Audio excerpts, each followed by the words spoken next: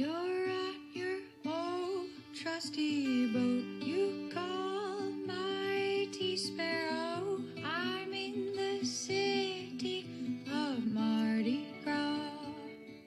Welcome to the Sailing into Oblivion podcast, where we hear stories from everyday people who do extraordinary things. I'm your host, Jerome Rand. All right, cousin, we are live. Welcome to the podcast. Thank you. It's nice to just say, Jerome, welcome to the podcast. Thank you, Jerome. It's great to be here. So we are joined by my cousin, Jerome, who is visiting up here in northern Michigan, all the way from the big bad New York City. And he is a sommelier. Nailed it. Nailed it? I have such trouble pronouncing that, and I usually make a joke about it, but it's kind of embarrassing. Sommelier. Sommelier, sommelier. Yeah. Wine guy. The wine guy. On LinkedIn, it just says wine guy. Yeah, right. The absolute pinnacle of wine experts. But why don't you, I'll tell you what, just so for the audience, you want to just give a little breakdown of what that is and what you had to do to get to that level? Yeah, sure. So originally, I think the idea was really to have a wine expert on the floor of a restaurant. And when someone was ordering a bottle of wine off of a menu, or if someone brought in their own bottle of wine, they just needed to make sure as a guest that what they were getting was real. Right. You know, like lots of wine fraud. So someone would be able to like pull the cork, open it, taste it, examine it, and say like, yep, this is a $500 bottle of Bordeaux, or nope, this is corked and you shouldn't drink this at all. Right. Where did you get it? Yeah. So it kind of became a way for people to feel safer about ordering. And then it morphed into this, I don't know, like celebrity worship sommelier culture in the last like 10 or 15 years. And on the other side of that was like the snooty sommelier that was trying to upsell you like a $200 bottle when you only wanted to spend like $60. Yeah. But in my head, the sommelier is just a person on the restaurant floor that helps you pick wine. And then it also keeps the wine inventory of the restaurant and making sure that it's stored properly and that it's priced correctly on the menu and that it's aligned with the cuisine that the chef is, bringing out of the kitchen. So everything is aligned and makes sense. Nothing's like kind of out of place. So well, and it's an important thing because most restaurants isn't the alcohol sales and wine sales sort of the key to making any sort of profit? Yeah, it's huge. Yeah. And liquor is a big part of it. Wine is a big part of it. The food cost can be high enough, especially if we're talking like once it gets to certain really high-end ingredients like Kobe beef and Wagyu and caviar and really expensive like dried ham like prosciutto and stuff that's coming out of Spain and Europe and expensive cheese and all that. So selling someone a $16 glass of Grey Goose and soda can really help out with driving all that money to the bottom line. Right, exactly. Well, and how, you said that sort of there was over the past decade or so a bit of a celebrity thing that has come out. Do you think that's from some of those movies like Bottle Shock and Sideways? And yeah, there's definitely been, and I don't know, I'm only 35, so I've been doing restaurant stuff only for just a kid. Yeah, exactly. I'm just totally new to this. Yeah. I really found out about sommeliers myself when I started working at a restaurant in Boulder in Colorado, and it was partially owned by a master sommelier. And so I got really into what that means and what he had to do in that term through kind of that lens.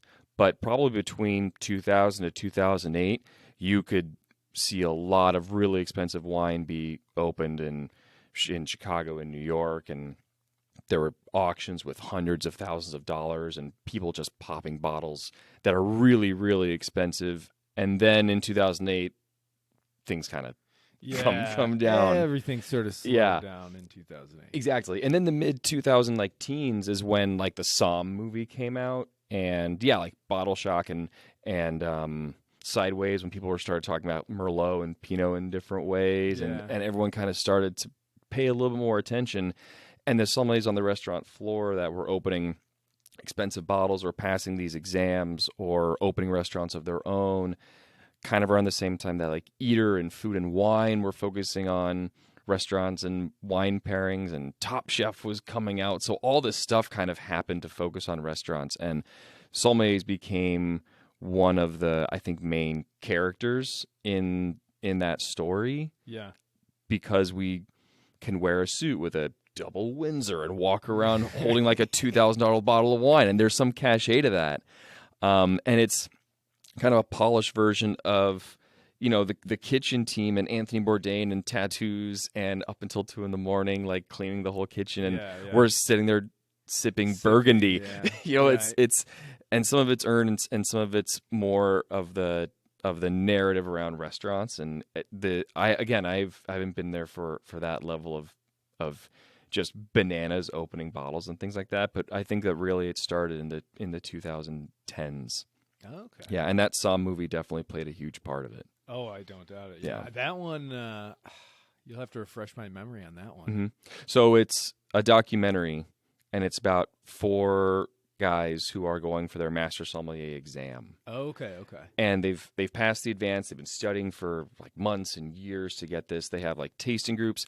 They're also working at restaurants as sommeliers, but then before work or after work, they are going through flashcards and calling each other, quizzing each other about like questions over theory, and doing these big tasting groups. And the documentary films them through the exam, and then when they get the results, and then there's been 2 follow-ups afterwards. But now these guys they were already really great sommeliers and professionals when the movie was filmed and when it came out, and now they're they must like be huge. Yeah, everyone knows their names, and they've gone on to do like really amazing things. But from that movie, that's where like Mom understood kind of what I was doing. Right. Yeah. Exactly. And I can definitely relate to that one, because obviously when I tell people some of the things that I do, they're like, "What? What do you mean? Yeah, sail around the world, huh?" totally. And then you show them on a globe, or you show them a documentary or something like that. I mean, there aren't too many documentaries. What's the one? There's a really good one about sailing around the world, about the first race. I think it's called Deep Ocean or Deep Water or something like that. And that one, when people see that, they kind of realize, like, oh, holy cow, okay, that's pretty crazy. Yeah, I remember when I can't remember how young I was, but it was a while ago. The Vendée Globe was a feature on the Today Show, and it was like there was a little segment every day for a week about some really young woman doing the solo circumnavigation nonstop. Oh, sailboat race. I wonder who that would have been. What year was that? I don't. I was like 12 or 13, so it had to be the mid 90s. Oh, okay. That could have been the 97 Vendée, which was like it just had such epic drama. People died in it. Yeah. There were rescues from one Vendée Globe to another guy.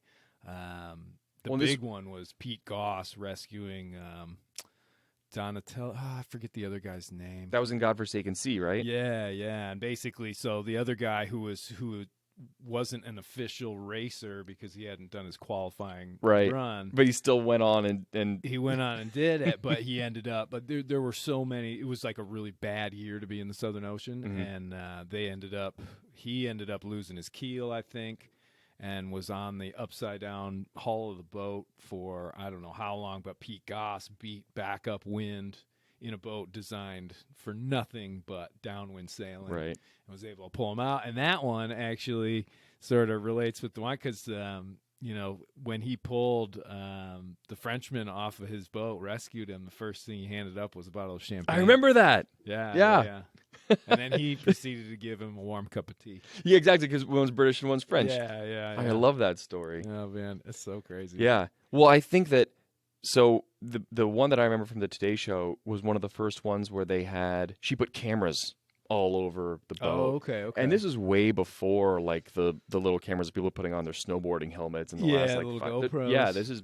It was probably like Tracy Edwards or something like that, or maybe it might even been Dane Ellen MacArthur. Oh, really? So, who knows? Yeah, I always try and I know those sort of like Dane and what's the one for a guy when you're Sir? Yeah, Sir. Sir. Yeah. Sir Richard Branson, Sir Robin Knox Johnson. Yeah. Dame Judi Dench. There you go. There you go. I figure why not? Yeah. Respect it. You know, it's like doctor or something like 100%. that. Exactly. So what do you actually have to do to what are the levels of that profession of Yeah. sommelier? So first, I think sommelier is more of a position or a title at a restaurant. And like that movie Somm, and the more and more interest I was poured into, the more that it was kind of thought of that you need to actually take these exams. Yeah. And that is honestly something that helped me define my like trajectory, but it's not mandatory. You don't need a special pin or certification to run you a don't wine have like program. a card that says, "Whew, No, you don't. Definitely not. I'm a somm." No, I mean, I could just print those out, and it doesn't like nothing is what the exams do. And there are 4 levels, and I'll totally talk about it. But it is It's not secret information, is it? no, not at Okay. all. But it's more of like a credible way to demonstrate that you know what you're talking about. Like a degree, basically. Similar, yeah. It's like there's an independent body, for better or worse, but it's an independent body that holds exams, and they get harder and harder every like level that you go up. Obviously, Is that just in America, or is that started international? in the UK actually. Oh, okay, okay. Yeah, and then but then there are different ones. So like the Court of Master Sommeliers is about wine service, and there is a huge focus on how wine should be purchased and priced and stored and opened, and the routine of going over to a guest at a table, presenting the bottle, taking it Right. away, opening it, decanting it. How do you present the cork? Where does the empty bottle go? Who do you pour for first around the table? So all of those things are really geared towards wine service in a restaurant. And that's, I think, what people get confused about with the sommelier thing is that there are different certification organizations that are doing other things. Like there's a Masters of Wine program, and there's the Wine Spirits Education Trust. And those are definitely similar programs, but Somm, the movie, just highlighted this one. Oh, okay. You know gotcha. Yeah, like you can get diplomas where you actually write long papers about vinification and where vines are growing, or like chemical processes, or winemaking and storage, and there's a whole bunch of other different elements, but Somm, for whatever reason, was the one that everyone really kind of focused on. Dialed in. Well, Yeah. would that be considered more front of the house? Yeah, absolutely. So yeah, I mean, somebody that's working more on like the packaging and where it's coming from. That'd be sort of behind the scenes. So these guys, you guys are the the ones right up there. Yeah, shiny as a penny, like right. holding the bottle of wine. Yeah, but Gotcha. but now, because now everyone in wine moves from generally, right? You can't, and people do, but generally, I think that sommeliers are actually looking to get off of a restaurant floor and do other things, whether that's opening a wine retail shop or becoming a brand ambassador for a larger wine Right. Oh, okay. company. Yeah. So there's all these different avenues. But I mean, if you're 40s and 50s and you're running around the floor of a restaurant, like up and down stairs and putting away wine, like that's a really Gets a difficult little, yeah, gig. Yeah, it gets a So little old. yeah, and that's kind of where I've had some personal, I don't know what to call myself because I'm not on the floor of a restaurant anymore, but I still have this, certification, and people still call me a sommelier with like friends and family, and what do I get? But I haven't worked the floor of a restaurant in like 3 years. So for okay. me, a sommelier is someone who actually works the floor of a restaurant, Yeah. and that's a very classic interpretation of it. I would never tell a master sommelier who is running a wine retail empire that he's not a sommelier anymore, because he got right. that. But so it's kind of basically, excuse me, basically for me, a sommelier is someone who's working the floor. You don't need a certification to have that title. Yeah. But through the court, it's kind of allowed restaurants to examine a resume of an applicant and seeing, oh, you have a certified sommelier certificate or an advanced sommelier certificate. You kind of know what you're talking about then, as opposed to like nothing on there and taking a chance with someone who might not. Trust me, I know. Exactly. I know. But there are world-class wine directors and sommeliers and people that are... What are the levels? So in the court, the first one that you have to pass is intro, and that could be anybody. And the questions they're very basic, but it also demonstrates that you know a little bit more than this is a red.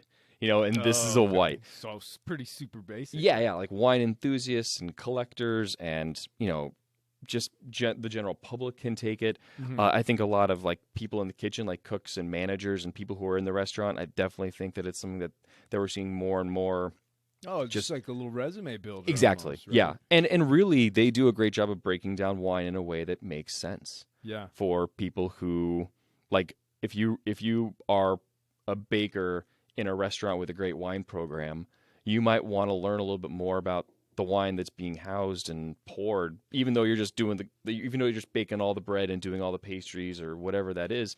So taking this little intro class and a weekend where these master sommeliers are talking about wine and describing, oh, well, Burgundy is in France and it's made from Pinot Noir, and these are like some of the top producers, and this is what it tastes like, and this is Bordeaux, and it's made with these grapes, and it tastes a little bit different, and let's try them side by side. So it really is just kind of an eye-opening way to get a little bit below the surface of that intimidating level of wine. So that's just like that's level just one. intro, Intro. yeah.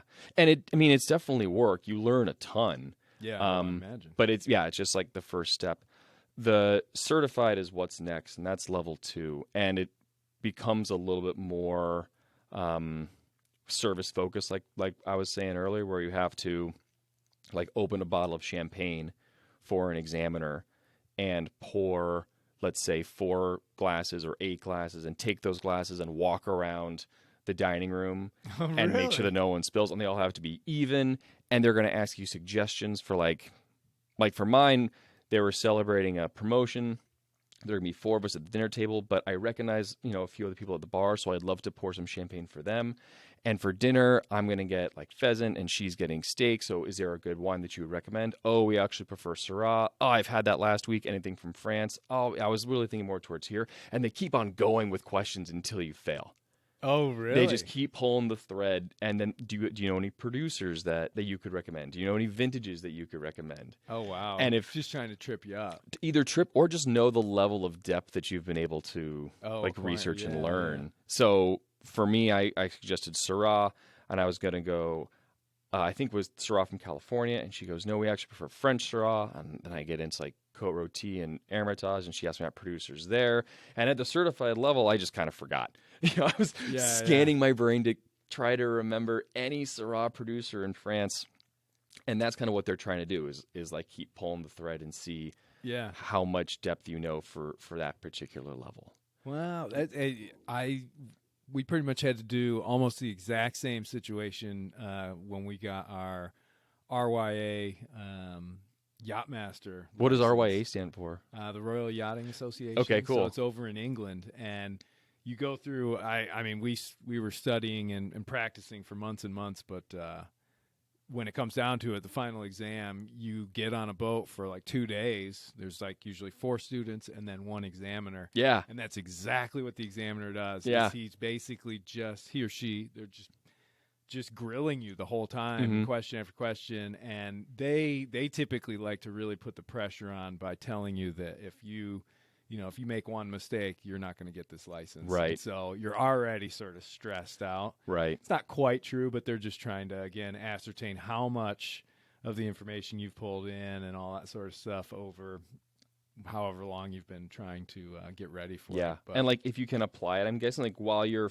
physically doing something else, they're also going to ask you questions that have nothing to do with the task that you're performing. Oh yeah. Well, and I remember they looked at a lot of how we were interacting with the other crew because you sort of take turns. Like one person would be the captain, and all the rest would be the crew. And if you were kind of being a jerk and barking at people and stuff, they'd take that into account. Totally. And it wouldn't. I don't think they would completely fail you for it, right? Unless you were being completely unreasonable. But if you were helping everybody out and doing that, they see that as, good seamanship. So that definitely helps. There's a similar kind of, that's also kind of applied at these two, the certified and the advanced, and I haven't taken it, but I'm guessing the master level.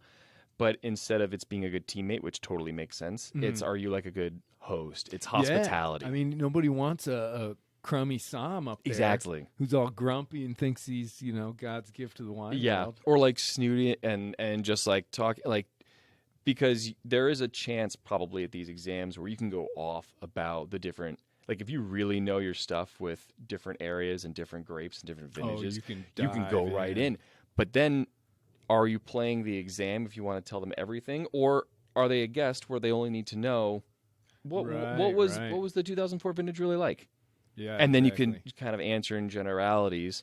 Or you can say, well, in August it was everything. It was hail and it decimated 68% of the crop. So only at this particular very wet vineyard. spring that year. Yeah, and like flowering was early, and then there was a frost and it killed half. Like that's all good to know, but at an exam situation, I don't know if a guest really would want to hear all that.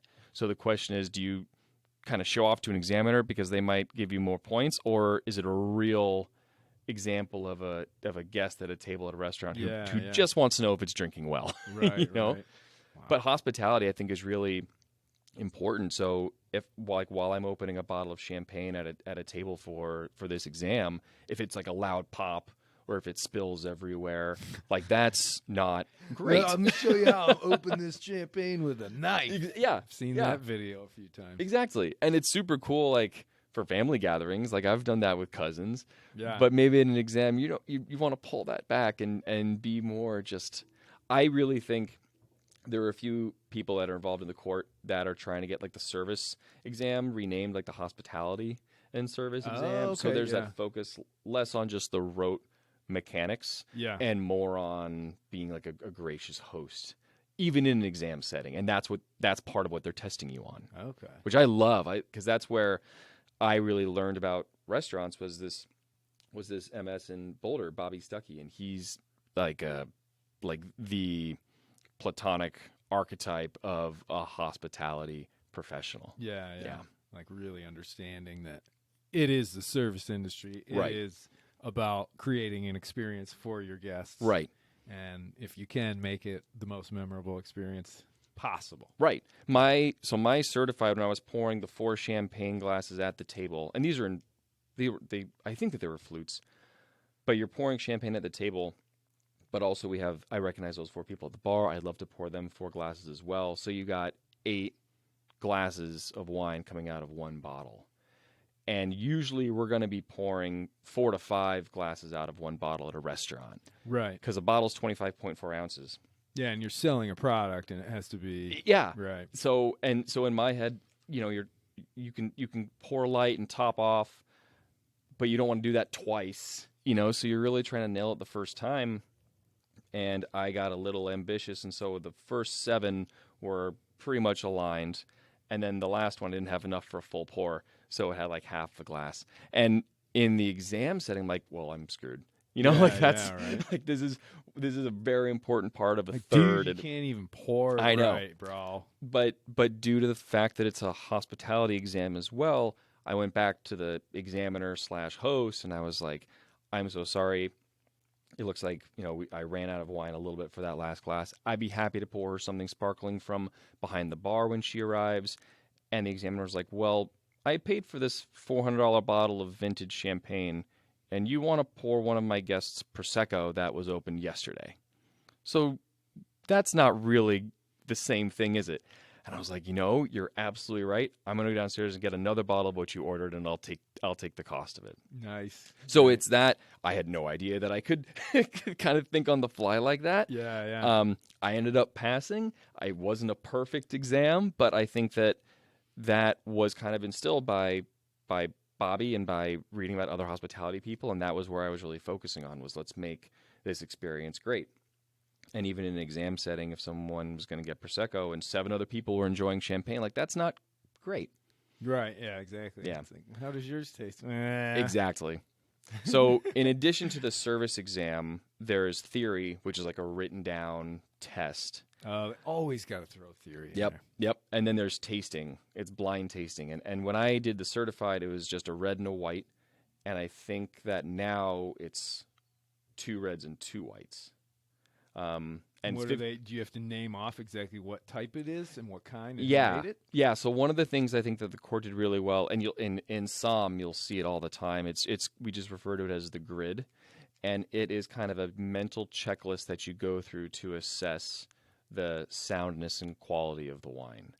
And this is kind of a great demonstration about how wine quality is a little bit, it's a blend of qualitative and subjective, or quantitative and subjective, right? Where if wine was just completely subjective 100%, then you wouldn't be able to correctly guess wine if it was poured in front of you blind. And people can. Right. You know, right, so yeah. there are some definite characteristics that certain wines from around the world have. Yeah. And the grid kind of helps you assess those characteristics and helps you figure out if this wine is of good value or not, or if it's drinking the same way from this particular region or not, or if it's like an outlier, if the producer is doing something different that makes it stand out from what like a wine from that region should be. Like in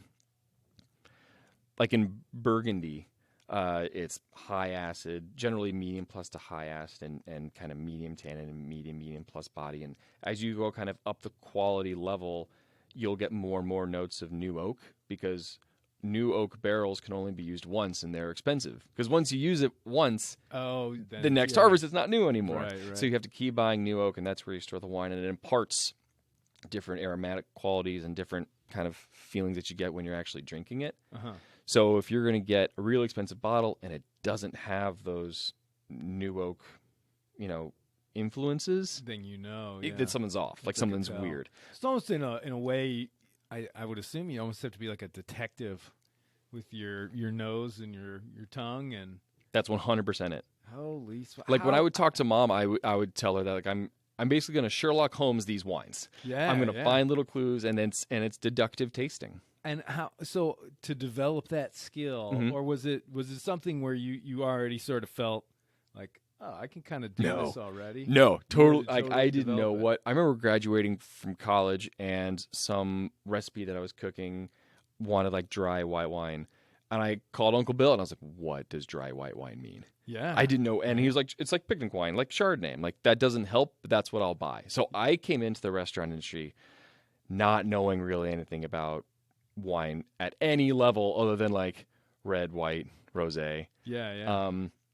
The restaurant in Boulder, so Bobby and his partner Lachlan, who's the chef, they started a restaurant called Frasca, and that the style of that restaurant was fine dining, and really focused on a very specific region of Italy called Friuli in the northeast.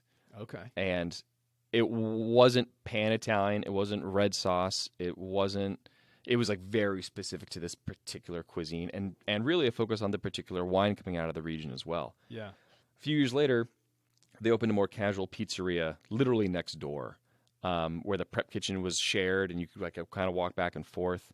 And it had an oven that was built by Stefano Ferrara, which is right outside of Naples, and it uses the lava rocks that are coming out of Vesuvius. It's like it burns at like 950 degrees. my It cooks gosh. pizza in like 70 or 80 seconds. Yeah, It's yeah. insane. But whereas one was fine dining, the other was much more casual. And where one was, champagne and Burgundy and expensive Italian wines and expensive French wines and expensive American wines, Pizzeria Locale was no real wine over like 60 at the time, $60. Oh, okay. It was right, all right. Italian, and it wasn't Pinot Noir, and it wasn't Chardonnay, and it wasn't Cabernet Sauvignon.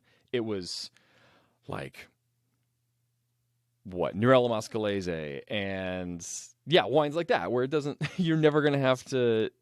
You're never gonna see that really in an exam if you're going through the sommelier thing. Yeah. If like an aunt or uncle asks me about a wine that I like, I'm never going to tell them Noel Mascalese. It's really obscure if you're outside of that. Yeah. I mean, You where know? would you even find it? Exactly. Right. Like Sagrantino and Can I get that at the Vernaccia. local Meyer?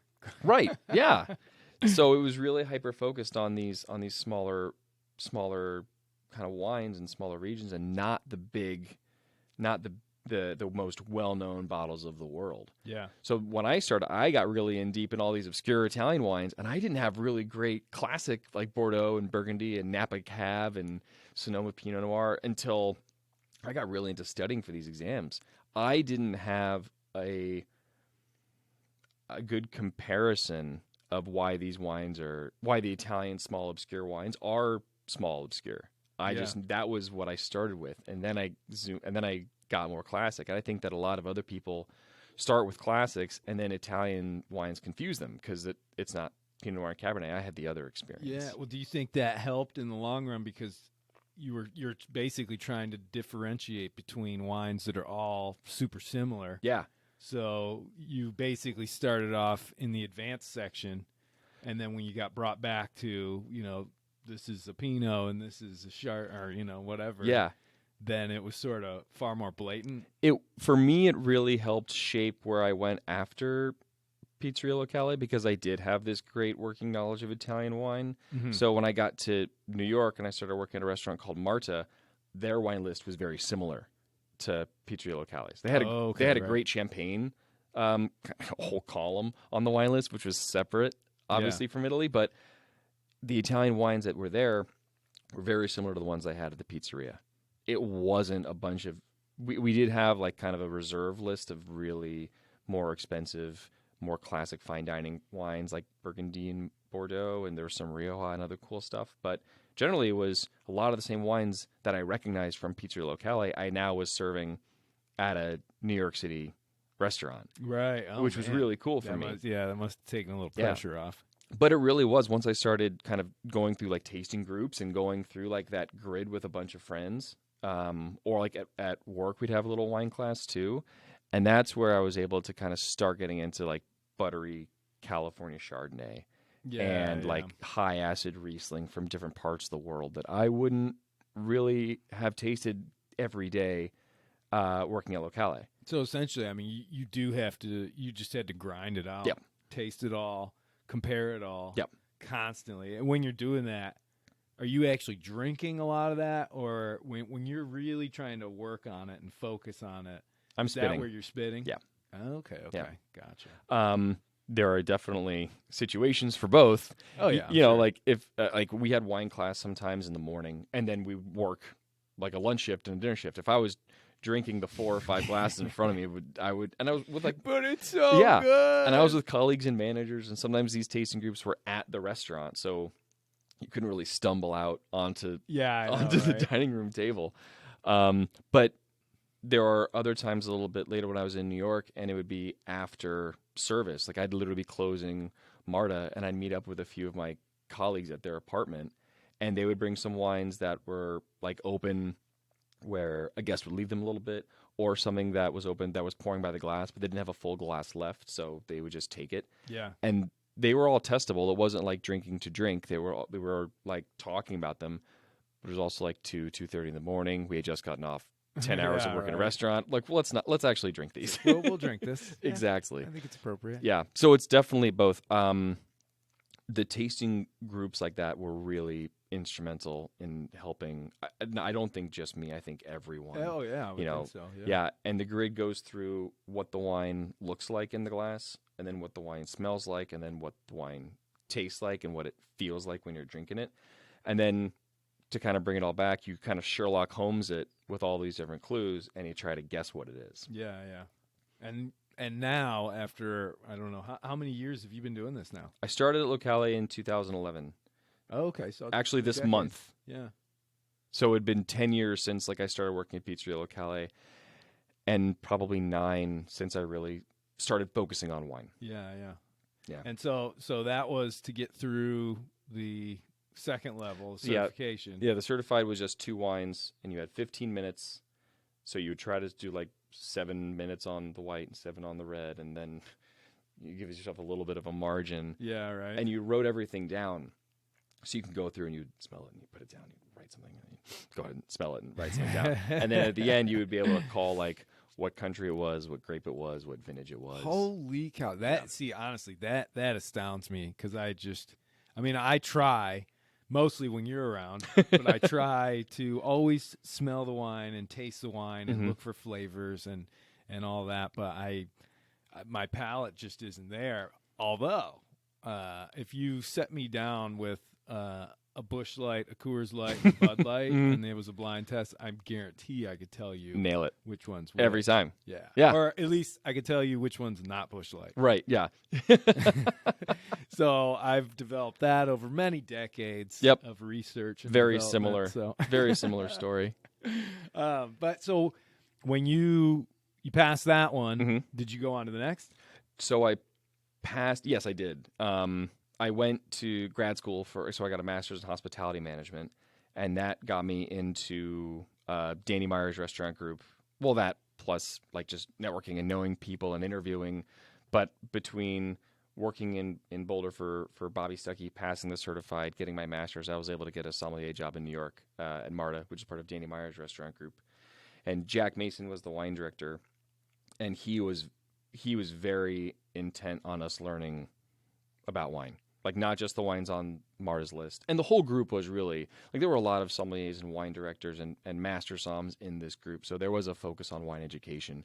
And I was absolutely a beneficiary of that whole mentality. Yeah. So we were given tons of examples at Marta to taste wine where other restaurants were focusing on American, and other restaurants were focusing on French, and other restaurants were focusing on, different things. And there was a huge brain trust there. Yeah. That really helped us out with supplementing what one restaurant focused on but lacked.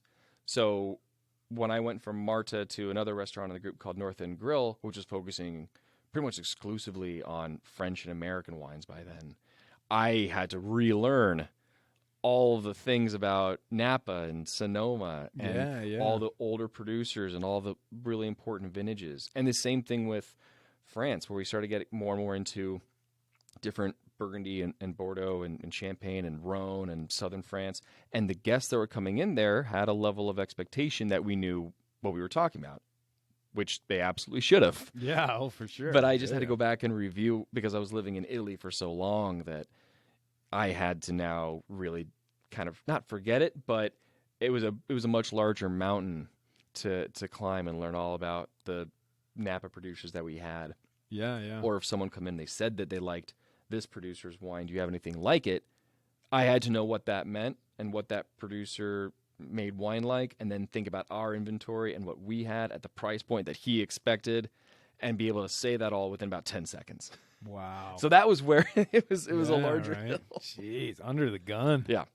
How do you feel about the American wines? Because I know we're obviously young in the game. Totally.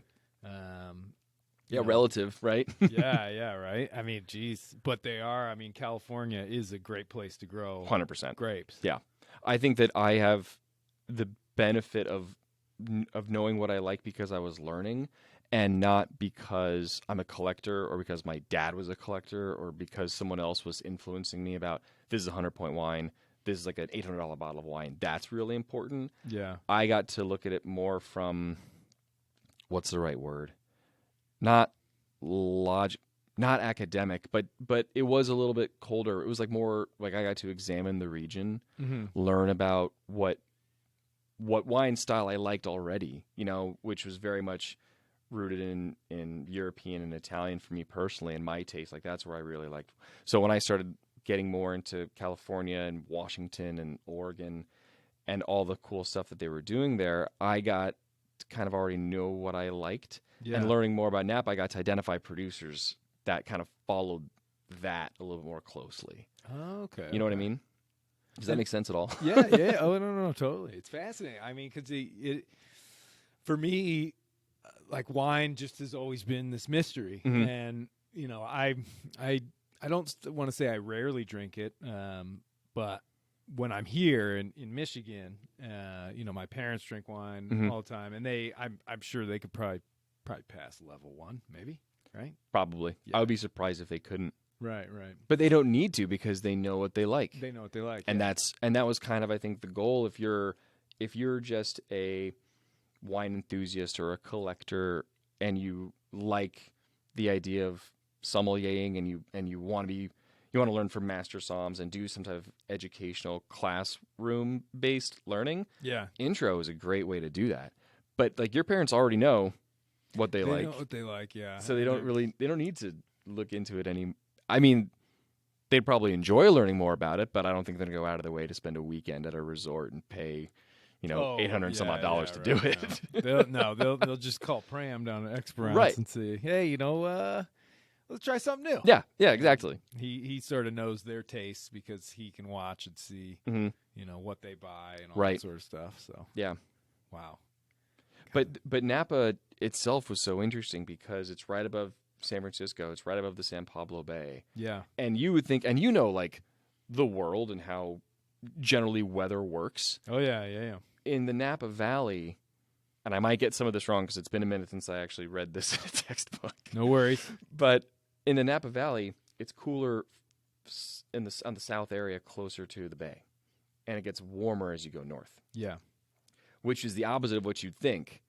Because in the northern hemisphere, if you go north, it gets colder. And in Napa, it's kind of the inverse. Well, it has a lot to do with the ocean currents. Exactly. And sort of the prevailing winds, elevations, all that sort of stuff Right. play right into it. Yeah. And it's fascinating to learn because, we get to learn a lot about what we call like terroir, but the contour of the earth, the way that like a mountain range can cause a rain shadow, which causes drought, and vines. Some vines and some grapes really thrive in difficult conditions. Yeah. So the wines that are behind the rain shadow might be more expensive or more opulent, or the ripening is different. So all that stuff is really interesting. Napa provides this microcosm where so many things are going on. That temperature differential being one. Yeah. The valley is north to south, and it's flanked by these two mountains.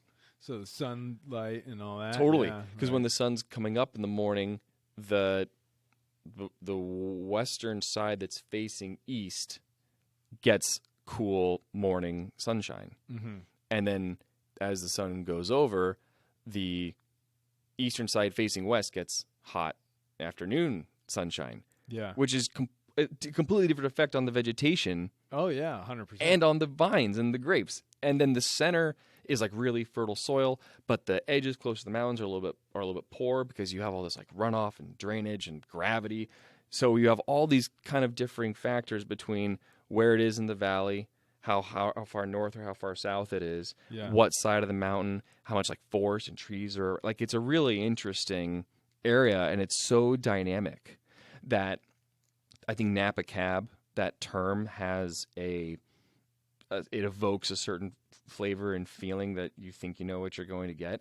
But there are a host of outliers, and those are really the fun things for me to explore and right. find out like who's not using a ton of new oak or who has a little bit less alcohol and things like that I tend to enjoy more than like the big beefy super alcoholic, lots of new oak, like vanilla and clove and sweetness. Like that's not my jam. I'm great that I'm happy that it exists and that other people love it. I think that part is awesome. That's just not what I particularly enjoy. And the way that I got to know that is by studying Napa kind of more academically than because my great uncle had a wine cellar and was opening these really expensive bottles that all kind of tasted like that.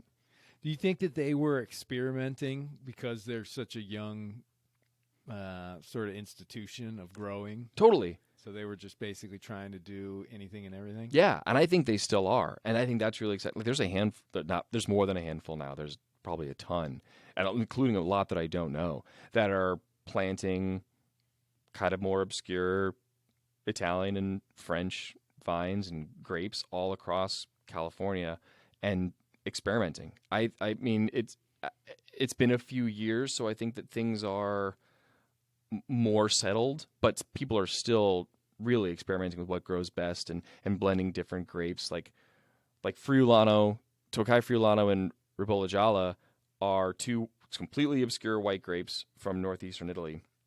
And there's been a ton of producers that are kind of just experimenting with those in California just to do something See different what happens. or drink what they right. like, versus a lot of the Chardonnay that's coming out. Well, let's try this Mm-hmm. because it's worked there for hundreds of years. Why don't we give that a shot in this particular area? Gotcha. I think it's really exciting what these producers are doing, and it's becoming where California and the Pacific Coast has a wine for everyone.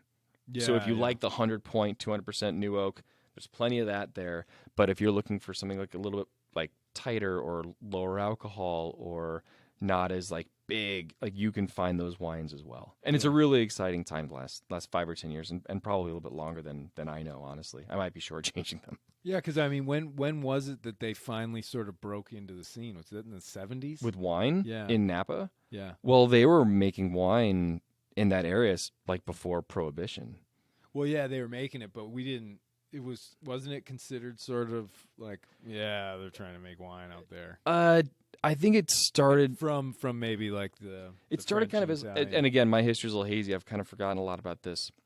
I think the real boom that you're talking about is like the 40s, 50s, and 60s. Oh, okay. And like with Charles Krug and Robert Mondavi breaking off, and those kind of historic producers that have been around for a long time. Yeah. You'll like, those have been there for decades, like the middle of the century. Oh, okay. Yeah. Okay. And also, and again, my history's kind of hazy on this, but there's the Napa Valley. I think it's called the Napa Valley Land Trust, but it's essentially like what's there is there. Like you can't really build anymore. Right. Yeah, it's like never it's gonna a change. super protected area.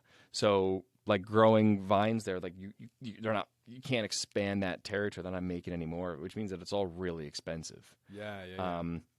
But I mean, there's I think a few producers, probably more than that now, that are just searching high and low around California. Oh, looking for new or looking for virgin territory. Actually, looking for old old vines that have just been growing wild, willy-nilly out there on their and own. like under power lines and in like forgotten towns, like all over the place that are just old. They have their own roots. They're like gnarly looking, and they're making wine out of there. And because they don't have like the high cost of real estate, the high cost of these new oak barrels, the high cost of just a brand name, they're able to make these and to get them out for people to try at a relatively an approachable price point. Yeah. So they're not like the super high end stuff, and that's what's really exciting. I think John Bonet has this great book about California wine, and it is relatively approachable. But he's talking about all these great producers that are trying all this new stuff. Oh, it's cool. It's really, and it came out like 4 or 5 years ago. So by now it's probably a lot more than I'm even thinking. Wow, huh? It's cool. I definitely, I don't know. There's some sense of pride, I guess, as an American, just to know that we can crank out some pretty awesome stuff, and sort of in that American way, experiment and try new and sort of break free from the old guard. Yeah. Just be like, yeah, you know what? We're going to try it this way. Yeah, I think a lot of the producers that I really like are looking at their favorite wines in Europe, and they're not trying to recreate them exactly. They're trying to recreate like the integrity and the process, but not to fool someone that they're made in Europe. They want them to have a sense of place, and I think California has that warm and sunshine and fertile, where like everything grows and it's so they're kind of tapping into that, but also with a lot of the traits they enjoy from Burgundy and Bordeaux and places like that, where they can kind of, or like the Rhone, they can really emulate a lot of those characteristics, but not completely replicate it in a different part of the world where it doesn't really belong. Yeah, exactly. Nebbiolo's been really hard to do. There's been a few cool producers that are making it, but Nebbiolo is a grape that comes out of northwestern Italy, and it's best known in Barolo and Barbaresco, which are those two towns and the two names of the wines that got their name from the towns, from like the communes and the regions. And it's been really difficult to kind of emulate the qualities that from that specific place in Italy that makes the wine as special as it is. Oh, okay. So it's the mix of not only the type of grape, but where it's actually growing. Exactly. They're getting, they're getting all their nutrients through the soil. Mm-hmm. And, the more I learn about the network that plants and trees use, like with fungus and all this sort of stuff, sort of realizing that, they're connected with all the other plants and trees and everything that's all around them. Yeah. So, it's not like you can just pull a vine and then take it over here and then plug it in and be like, oh, it'll be just the same. Well, people do that. They and try. That's the crazy thing. But there's this big swing, and I don't know exactly where we are on the arc of the pendulum on this swing, but exactly what you're saying. Like, you need this kind of biodiversity to be happening, like in the soil and above it. So you might plant different little grasses and flowers and things between the rows of vines that introduce different like molecules and nutrients and Right, and right, yeah. minerals. You might have the same thing. I mean, biodynamism is this idea that a vineyard is kind of in this larger environment with like different birds and different trees and different insects and different wild plants and all these different animals, and it's part of this like biome versus this monoculture. Let's take this one clone of Cabernet, we're going to put it in the Yeah. ground, and we're going to grow, you know, 80,000 thousands of acres on of it, Yeah. and it's all going to taste. I mean, but that's what there are some companies that have to do that, right? For like, you know, some of the box wines, Just yields, right? Because you're trying to create a very standard taste for 25 million gallons of. Yeah, and that's a whole different. Because that's a really great example. Like the for me, the best example of what you're talking about is in Champagne. Oh, okay. Because it's not like there are vineyard practices that vary on the spectrum up in Champagne, but you kind of hit on something that's I think very specific to that area, and it's a little bit more difficult to achieve. Is that consistency as a brand year after year of making something that tastes very similar with few noticeable differences. Like Dom Perignon, Exactly. Yeah. and Well, Taittinger, yeah. and Vouv, and Yeah. Well, some of those you do want some vintage variation, and that's they'll only make certain bottles of wine when the vintage has like earned it. You know, like when they know that it'll be exceptional. But most champagne is going to be non-vintage, which means that it's blended from like this one has a lot of 13 and a little bit of 12 and a little bit of 11 and a little bit of 10 to try to make it consistent year after taste year. exactly like Right. it first did in 2001. Right, exactly. Because they especially when we're talking about those larger brands with a dedicated following, like people that order Veuve Clicquot in any restaurant they see it in, and they buy it like case loads at a time. They don't want it to be different year after year. Yeah, they're expecting a certain product, Right. And if they did flavor, right, and if they did want something with some vintage variation, then they would buy the ones with the actual year stamped on it. And they could find the ones that are just made and harvested in a single year. Yeah, yeah. Then there are other champagne houses that are embracing the idea of vintage variation every year. So they recognize that it's an agricultural product that is shaped by sun and wind and rain. In the environment around it. Yeah. So every year it might be a little different here and there. The methods stay the same, and like the aging stays the same, and the oak usage might stay the same, but the only variation is what like the earth does to the grapes. And there's something really cool about that too. So champagne kind of has this great. It's alive. It's essentially. Yeah. Oh yeah. It's like well, maybe not. It's alive, but it's captured the life of these plants in this environment during that exact weather pattern that year, and that's what you're tasting. You're basically tasting the weather in a lot of ways. And I think a ton of wine producers now and have been for a long time are doing this like non-interventionist or minimal interventionist style winemaking where they're kind of like what you're saying, let the grapes speak for themselves. And what's the best way to do that?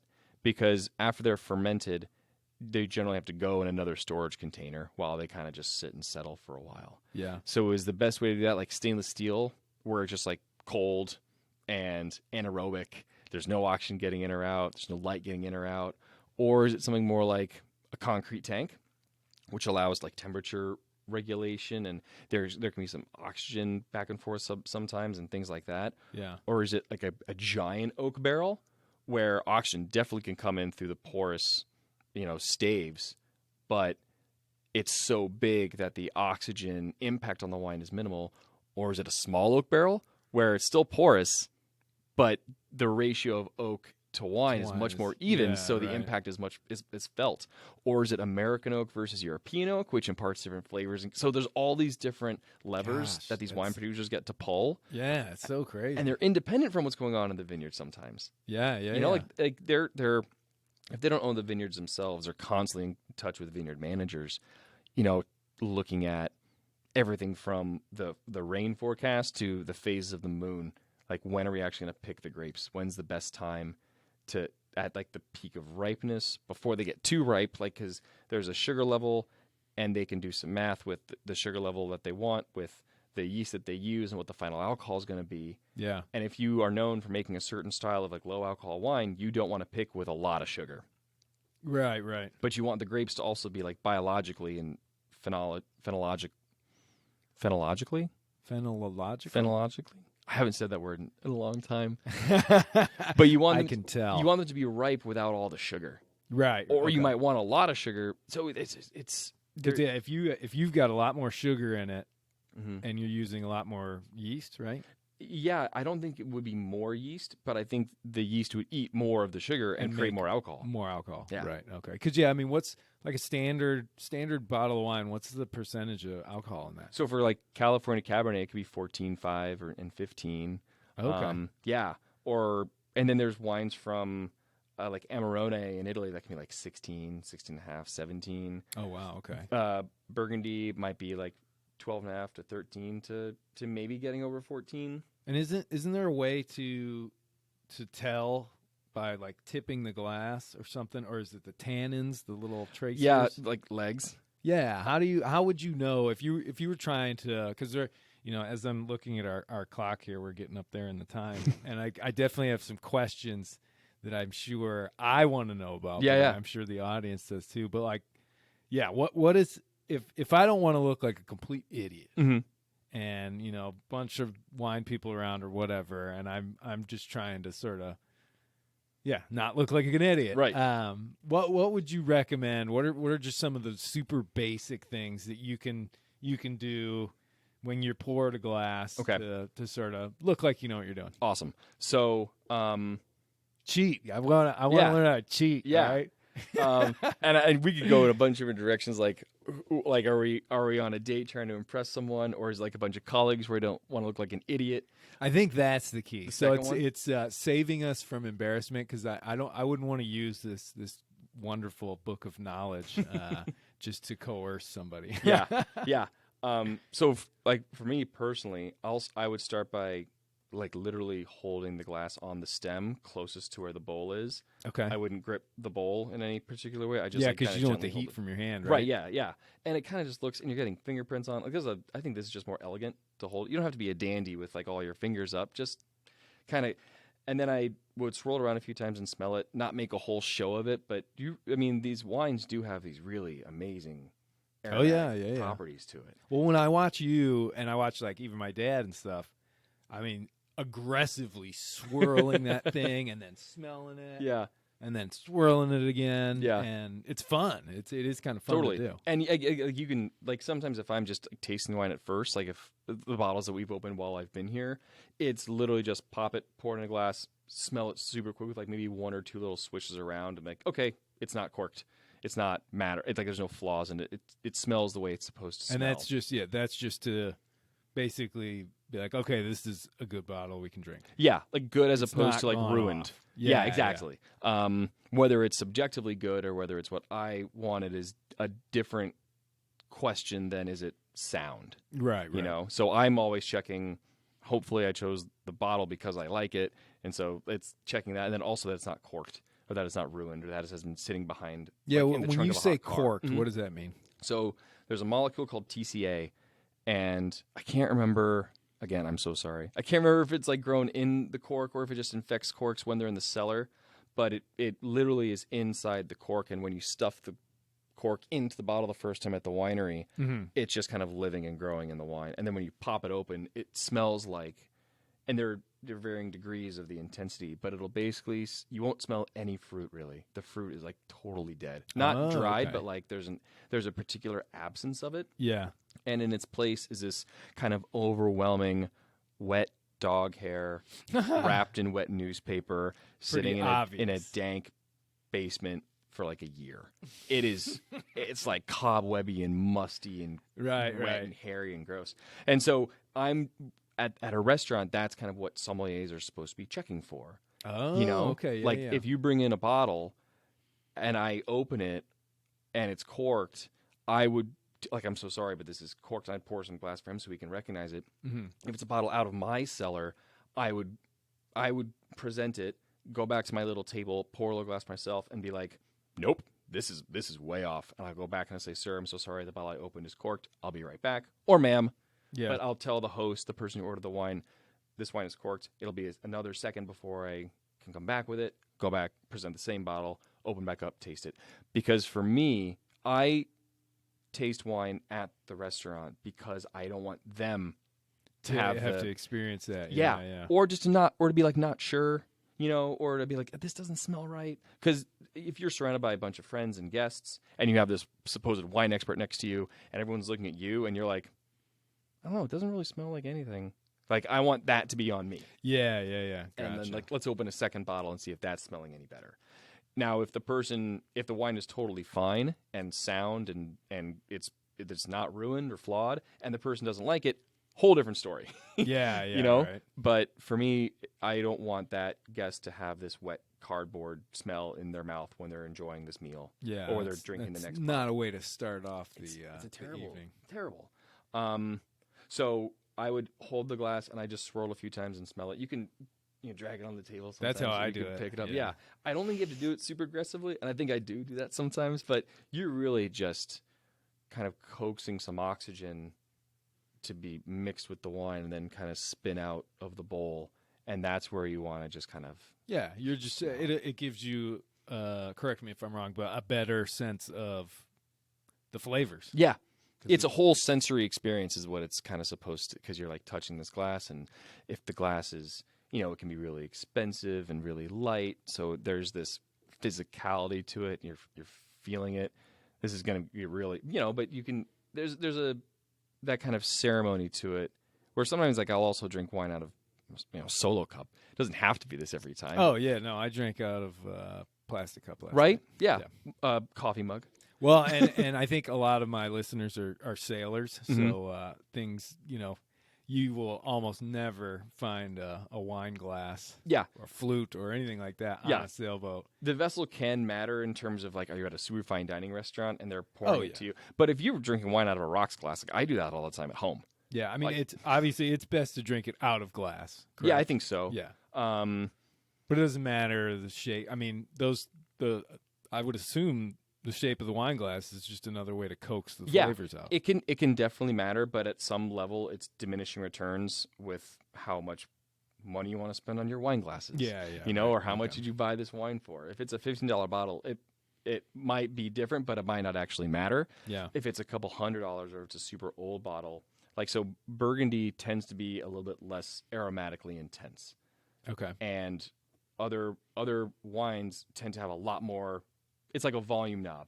Like Burgundy would be like 4 or 5, and some wines like 8 or 9. So traditionally, like a Burgundy glass at a restaurant would have a wider diameter, Yeah. to where the wine is poured into, versus like a Bordeaux glass, which is going to be maybe a little bit tighter because you don't need as much. It's already pretty intense, so it can differ like that. But again, that would be if about that. Okay. yeah, but that's going to be if you're really looking for the best experience. If you're just drinking wine, watching a movie, like again, I've Doesn't matter. I've Yeah. used rocks glasses. It's as long as you're enjoying it, But if like your mom was going to come to our house and I had like 3 different wines for her, I would probably have 3 different glasses. Yeah. And if they were all actually different, then I might invest in the right glasses. Right, but right, again, right. it's like does the Yeah. weight of the It's fork how- make a difference of the food that you're eating? Well, but it's how into it you get. I mean, when I was a teenager and we used to just, smoke pot all the time. Yeah. We had all sorts of different pipes, and we had bongs, and we had this and that, and Right. you really get into it. And I see a lot of those similarities with wine. I mean, Yeah. where if you're really into it, because it is fun, Yeah. it's a hobby, and it's collectible and all that sort of stuff. I mean, it's cool. Yeah. You want to have all the kit that you can get. Well, I'm sure there's also some similarities between like hardware on a sailboat, where Oh, you don't yeah, want to yeah. buy like budget stuff. Really, sometimes you need it to be like sails. Like are expensive sails like quite quantitatively better than cheap sails? Typically, yeah. It also depends on how you use it. Yes. Just like with, I'm sure, a glass. Right. If you're just throwing it around left, right, and center, eventually it's going to break. Right. Whether it likes it or not. But if I have like a little sunfish, do I need to go out and buy a really expensive No. sail for it? Absolutely not. But if you want to race it and take it to the world championships and all that, you have to have the absolute top end, Exactly. because you're going to look for the best performance that you can get out of that sail. Right. So I guess it's the same thing with Yeah. the glasses. Like once you start getting in deep, like if you are a restaurant that people are spending money on wine for. They're probably going to have an expectation of the correct glasses. If you're like a super hipster joint where everything is poured into those old sake glass cups, then you can do that. Right. But it kind of depends on kind of the rest of it. I will say, and a hill I'll die on happily, is I don't like flutes for champagne. I really don't. Yeah, they've always bothered me a little bit too. Mm-hmm. I don't understand why. It's not intensely aromatic. You really need the things that you were getting off of it are slightly more delicate. Like you can get like baked brioche and all these. You can identify those aromatics and those qualities, but it's very difficult to do if the wine is exposed to oxygen in a quarter size diameter, right? Versus something that is more sand dollarish. Isn't that and that doesn't have anything to do with preserving the bubbles? Mm-mm. No. Okay. Mm-mm. No, the bubbles will be released when, again, with a grain of salt because it's been a minute since I've studied theory, but the bubbles get released because the liquid inside the glass, the glass itself has these little imperfections on it, and that will cause the CO2 to be released. And okay, right. Sometimes it's like microscopic dust and hair or imperfections in the glass, but that's what breaks the CO2 that's already dissolved in the liquid. Mm-hmm. That's what causes it to come up. Okay. Gotcha. There's probably other things too, but no, I mean, I really, if you're going to spend a lot of money on champagne, and champagne is inherently more expensive than like a $20 bottle of red, or something like Prosecco, and that's all great, but champagne has a price point, and if you're going to spend the money at that price point and voluntarily rob yourself of half of the experience of drinking it, why do that? Why do that? Why do that? Right. Like pour it in, that's interesting. like a normal white wine glass. It doesn't need to be special. It doesn't need to be crystal. It doesn't need to be huge, but just something a little bit wider than a flute. It's got to be some old school thing, Well, at Gatsby, they use coupes, like in the 20s on all the pictures of like flappers and even like the Leonardo DiCaprio movie. They're all flutes. They're wide. I don't know where not flutes, coupes.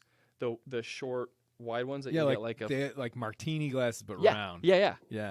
And then somewhere it became flutes. And if it's your wedding and you want to do a champagne toast and flutes, I'm not going to say don't, because it's your wedding and you want those pictures and that's awesome. But the best way to experience champagne is not in a flute. Right. Nice. Word to the wise. Yeah. I like that. So then, I would back to like the conversation where we were talking about how not to look dumb. Yeah. I would smell the wine, and I genuinely say if you do like it, say, oh, that smells great. You don't have to pick it apart like in the movies. I'm smelling clove and dried apple and cinnamon, and I don't think you need to do that. I would also avoid like, oh, it needs to open up. Like, I wouldn't comment on what the wine needs to do, but just be complimentary of the host and say, oh, this smells great. I can't wait to try it. And then, when you're drinking it, again, at a social environment as a casual wine drinker, I wouldn't like do the slurping like I am prone to do. Yeah. Like, like it's now a habit that I can't kick. I've noticed that I'm but doing when all you the got your time. Somm card, you're cool, man. I think it's more just honestly a habit. I think I have to do that now. Oh, I'm sure. Yeah. Well, if you get used to it and if you've done it 80 million times. It's just habitual. Right. But if you're like out to dinner with people, I don't think you really need to do that. I would literally just like drink it, and then I think that's really all you got to do with it. I think it's going to evolve the longer that it's in the glass. Mm-hmm. So I think it'll be fun to go back and re-examine the aromatics and flavors. I think it'll also develop when you're eating it with food. Yeah, and it'll have a different impact, which could be fun. I smell the wine pretty much the whole time I'm drinking it. Yeah. Before I take a sip, like I'll take a bite of food and then I'll smell it and then I'll take a sip, because I've learned to not only enjoy the taste of the wine but the aroma of the wine. Yeah, I really do. Like that's actually part of it for me. And they can be different, which is also something so fun. They can be complementary but not identical. Right. And you're going to get different things when you're drinking it than when you're smelling it. And you're drinking it, you also have the physical senses of, on the grid, it's going to be like acid and tannin and body and finish. Yeah. So, how much does it make your mouth water, or how much does it dry out your mouth, or how heavy is the weight of it on like your tongue and your palate? Similar to like skim milk versus cream. Yeah. Those have obviously different weights. Like you can already feel that in your mouth when I said that. I bet you can be like, oh, one's like lighter and one's definitely like heavier.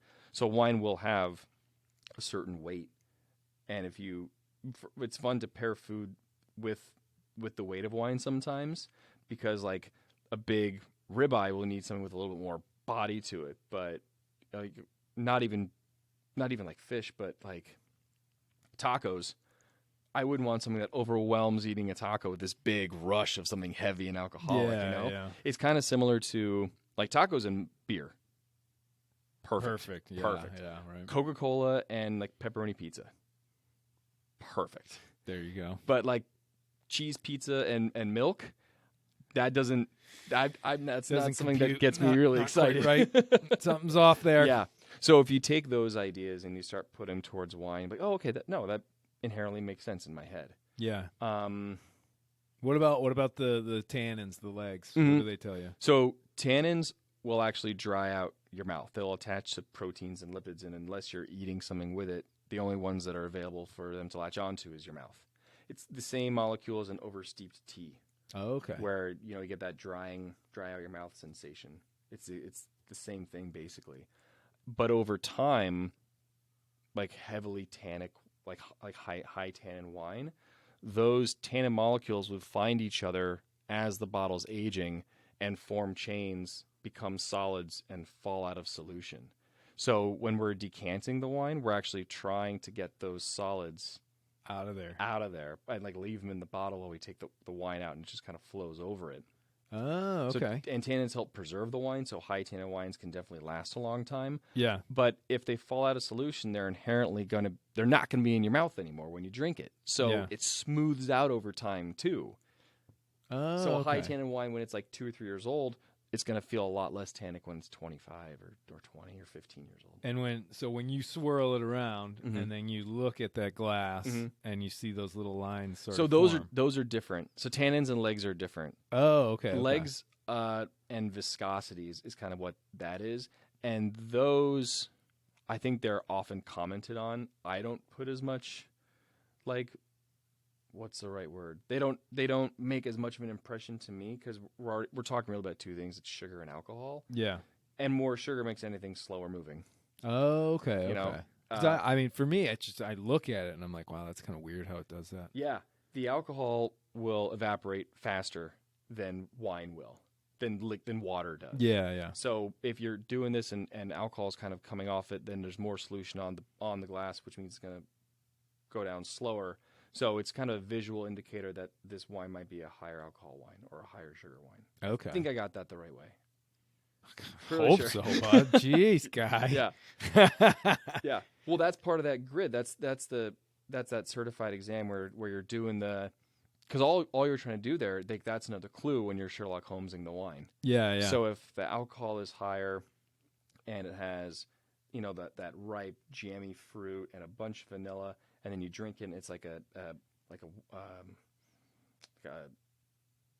high alcohol, medium tannin, like if it fills your mouth, then you kind of have an idea of what it is and what it isn't Mhm. when you're trying to make a guess about like where it can come from in the world and what grapes there are. Gotcha. And so that's what you're doing on that piece of paper.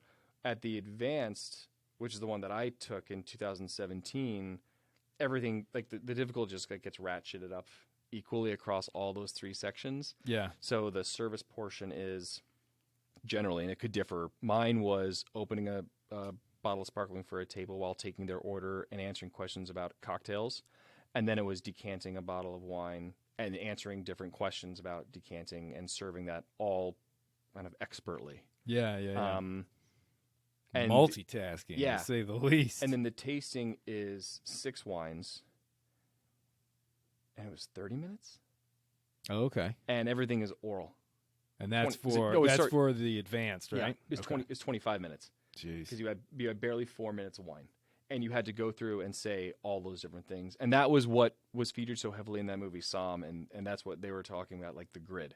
Yeah. So if you see them sitting around the table with like the spit bucket in the middle, and they're going through, this wine is a clear ruby red wine of medium viscosity, And then they'll go into the aromatics and talk about fruit, and they'll drink it and spit it out and talk about what it tastes like and what it feels like. And then at the end of it, they'll give like 2 to 3 to 4 initial ideas, and then one final conclusion, and then they'll move to wine number 2.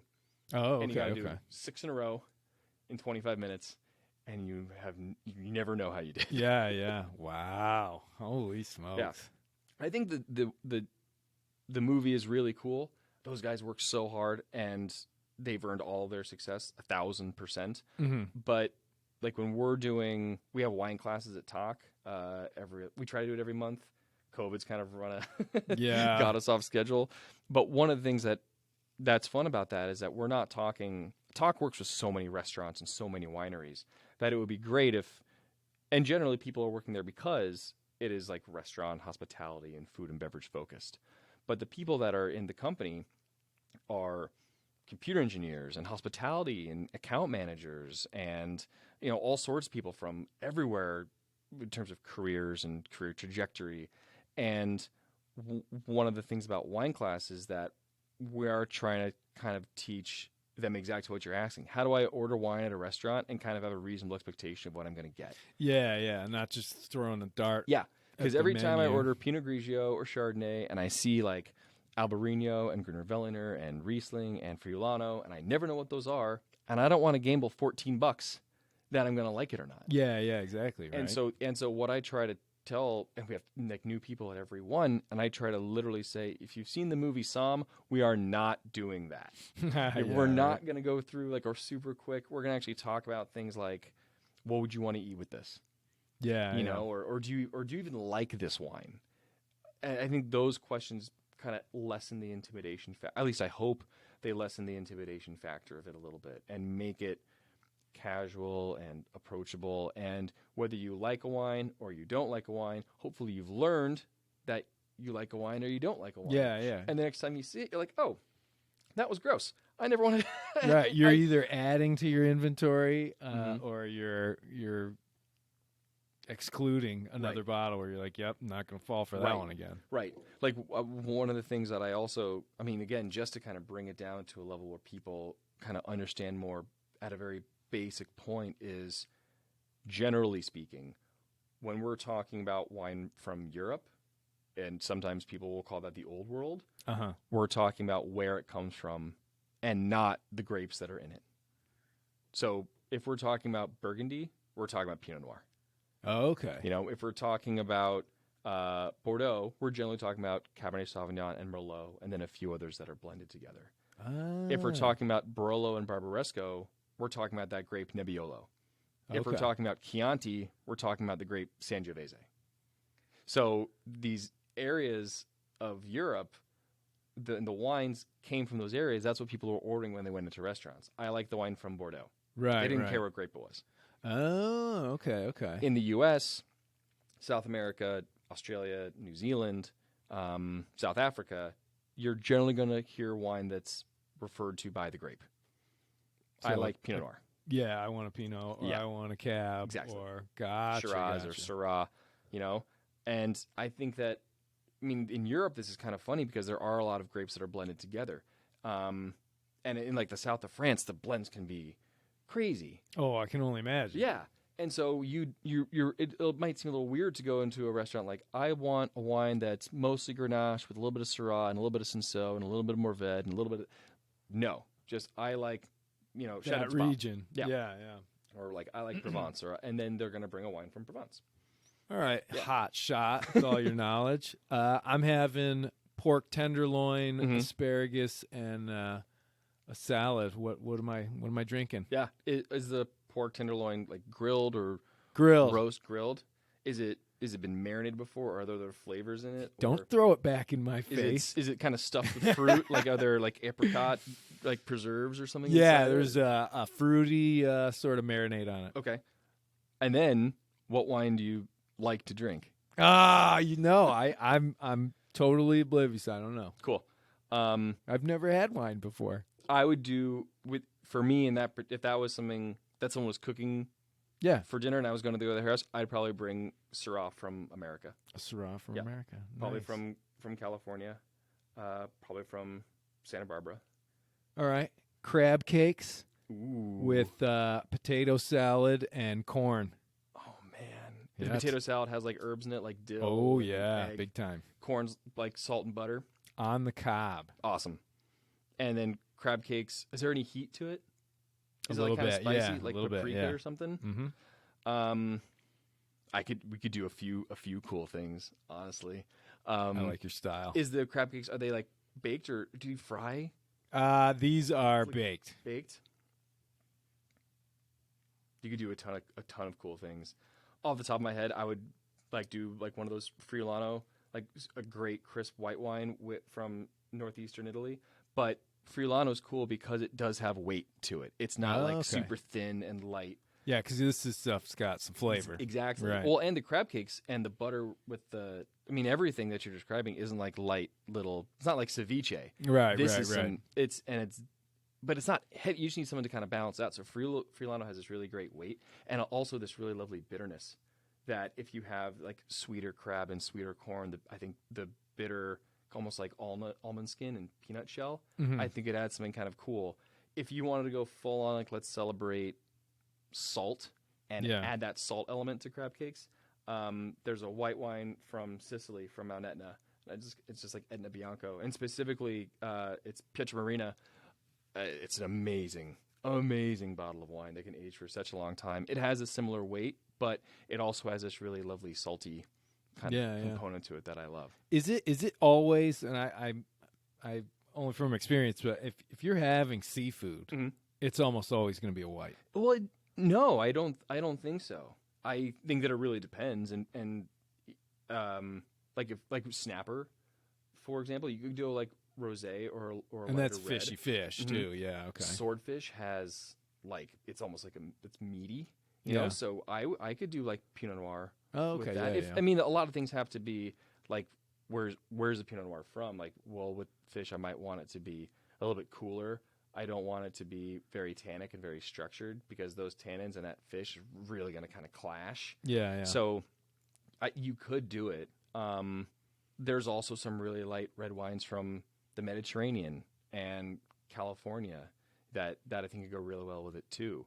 If I was going to do that, I'd also probably chill the red wine and put it in the fridge for like half an hour to an hour before. Okay. And kind of bring it down to temperature a little bit. But again, at a restaurant, if someone was going to order 24 like super briny, salty oysters and a $400 bottle of Napa Cabernet, I would open the bottle of Cabernet and I'd serve them the oysters and I hope that they enjoyed it. Yeah, right. You know, because sometimes it's like if you know what you like, to each their own. Do it. Yeah. Totally. Like, who am I to say otherwise? Like, no, you really need Albarino. You need Muscadet. Like, no. He ordered a $400 bottle of wine. I'm going to give it to him. All right, last one. Roast chicken, peas, and mashed potatoes. The peas are going to kind of throw me, but roast chicken and Beaujolais, which is from France. It's kind of the southern part of Burgundy. Oh, okay. Super classic pairing. Yeah? Yeah.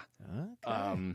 Pinot Noir, like Burgundy or Californian, and this is my preference coming in, my particular taste, but Sonoma Coast, closer to the coast as possible. Mm-hmm. A little bit lighter in alcohol, not a lot of new oak. This kind of like salty, misty thing can come from it, and I really like the intensity of fruit that can come from Sonoma Coast Pinot Noir. Okay. Like really well balanced, really kind of fresh and really lovely. So yeah, I would for roast chicken. I mean, that's a great canvas. You can put anything on. You know? Yeah. Like Chianti can go really great with roast chicken if you throw in a side dish with maybe like sun-dried tomatoes and oregano.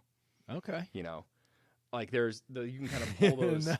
Yeah, like you can. You did well. I thought I'd be able to maybe trip you up a little, or you just throw some generic answers out, and you did neither of those. Yeah, well, there's the idea. I did not come up with this. This is really kind of classic. But what grows together goes together. So, okay. You know, like the coast of France, like the Loire Valley, they have a lot of oysters, and the classic pairing up there is oysters and Muscadet. Muscadet is not an expensive. We're not talking white Burgundy prices. Like, it is an approachable, but it's got that same bitterness, this like kind of bright sea salt. It's really light and really crisp. So with oysters, it could be like almost like adding lemon juice to it, you know? Yeah. A lot of Italian pastas that are tomato based and heavy on herbs like oregano and those kind of flavors you can also find in a lot of Italian wines, like Chianti and Brunello. So there are those elements, and those were like classic and almost stereotypical pairings. Right. You know, they work. Like sherry and tin fish. Like that's a really amazing pairing because it just works. There's so much high acid, and the tin fish is usually stored in oil, and so when you get those two contrasting elements to come together, it really balances out what you're eating. Well, and that's one of the things that I think surprised me most when I first had.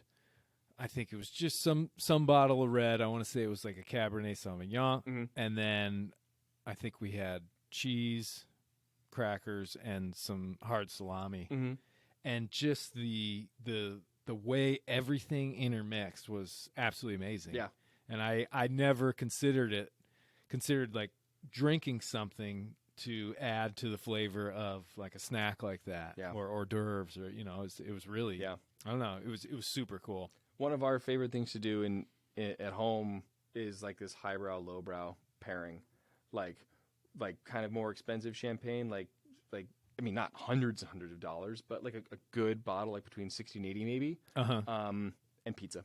It's delicious. Yeah, right. Or our champagne and fried chicken is another one of my kind of just favorite. I could see how that would work. It's really good. Maybe chicken and waffle houses need to throw I think that they on should. the menu. I think they absolutely should. Yeah, right. Jeez. So when Francesca and I went to Italy and we got engaged in Barolo, and we were there in November, so we were able to buy a white truffle during Truffle Fest. Oh, nice. And on our way home, we had a little bit of it left, like a little bit. And when our last night, we were in Airbnb in Milan, and we literally went out and got 2 like large orders of McDonald's French fries, and we found a restaurant that had like a bottle of champagne that I don't think either of us had ever heard of, and it was like 40 or 45 euros. Like we grabbed that, and we get back to our Airbnb, and we just shaved the rest of our white truffle on these McDonald's French fries, and they were still like hot and salty, and now they're like truffly. Yeah, and we were drinking, and it was just this cool, weird mix of like expensive, fancy stuff and like McDonald's fries, which were just perfect. It was You're such a romantic. It was I great. Love it. I love it. Oh man, that's so good. Yeah, I like doing.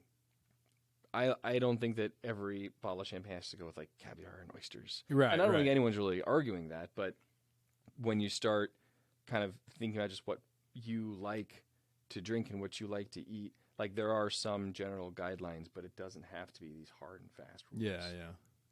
Okay, last one. So I'm just a beer drinking guy, and I've got a date that I'm trying to do a nice romantic experience for. Let's say beach, sunset, secluded sort of thing, Awesome. right? In the summer? In the summer. Maybe it's not too hot. I don't really know. But I want some sort of little snack and a bottle of wine. Okay. What would you recommend? And let's just say it's a red. It has to be red? Yeah, let's go for just red. Because that, for some reason, in my head, red just seems more romantic. Yeah.